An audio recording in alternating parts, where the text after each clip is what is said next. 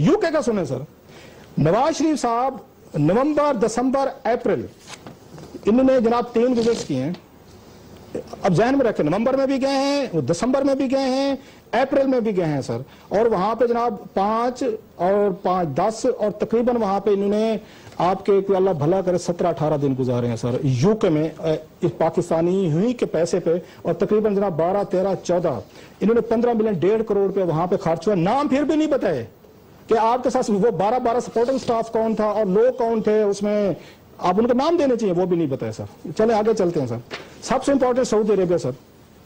Saudi Arabia में इन्होंने जनाब गए हैं, ये 15 आपके जनवरी को गए हैं और 18 को वापस आए, 23 को वापस फिर चले गए हैं, फिर 4 और 6 मार्च को गए हैं और फिर यहाँ पे 23 अप्रैल को गए हैं सर। मतलब विद इन 3 महीनों में उन्होंने 4 विजिट्स किए हैं, 4 उम्रे किए हैं। एक चीज रह गई है जो हमारे अभी स्टाफ में हमारे साथ जो टीम काम करती है कि मियाँ साहब अपनी नवासी की उस पर भी गए थे, उसका निकाह की जो वहां पे हुई है उसका जिक्र नहीं है। शायद एयरपोर्ट पे लोग बैठे रह गए थे, जहाज डाइवर्ट करके जो है वो सऊदी अरेबिया गया और वहां फिर वापस गया और उसमें जो तकलीफ उन पैसेंजर्स को हुई उसका आपको पता ही है सर। मेरा ये ख्याल है, ये आपके सामने डिटेल आ रही है, मियाँ साहब अब ये फरमाते हैं कि जो कुछ जो है ना हम अपनी जेब से दे रहे हैं, कोई जेब से खर्च बहर नहीं कर रहे। मैं जरा बता देता हूँ जेब से क्या खर्च कर रहे हैं, अगर इजाजत दें, बात लंबी हो गई। उसमें बड़ी मजे की बात है, पिछले साल इन्होंने 22 करोड़ रुपए की इन्होंने यहाँ पे बुलेट प्रूफ गाड़ी ली। उस पे अपने जरा कुछ अपनी गुजारिशात करना चाह रहा हूँ फॉरेन विजिट पे। मैं सिर्फ ये कहना चाह रहा हूँ कि आज आलमी दिन है जमहूरियत का जो है ना मनाया जा रहा है, और वो बड़ी गवर्नमेंट की तरफ से मैं देख रहा था बड़े बड़े धांसू किस्म के जुमलेबाजी आ रही थी। मगर बात यह है कि जमहूरियत एक रवैया है, एक तर्ज अमल है। ये जो टूर्स दिखा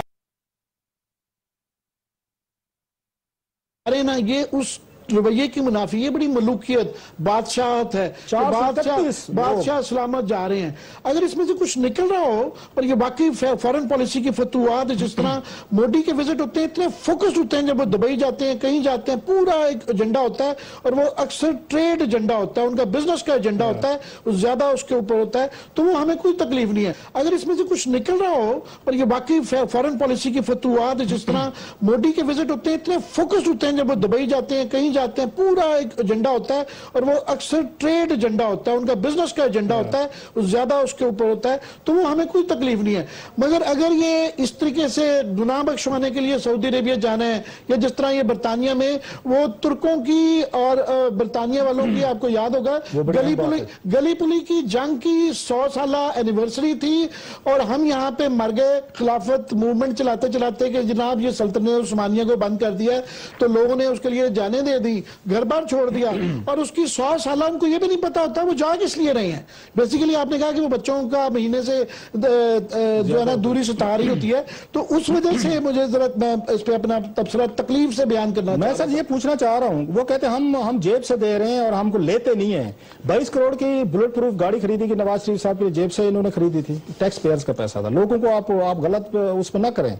आप कहें कि वजीर आजम के तौर पर मैं ले सकता था, फिर लोगों को बताएं कि हमारा इस्तेकाक है, हम लेते हैं। अब इन्होंने इस साल बजट में जो अभी आपने अप्रूव करवाया है, इन्होंने 15 करोड़ रुपए की लैंड क्रूजर ली है अपने काफिले के लिए ली है, जो बांटी गई हैं, करीबियों में बांटी गई है। मैं नाम नहीं ये बताना चाहता किस किस को दी गई है, वो आपने अपनी जेब से खरीदी है सर रेमंड में। और आपके पूरे का पूरा वहां पे आपको सिक्योरिटी मिली है, 1200 से ज्यादा एलीट फोर्स आप पे है, और उस पे अब तक 8 सालों में बिलियंस ऑफ रुपीज।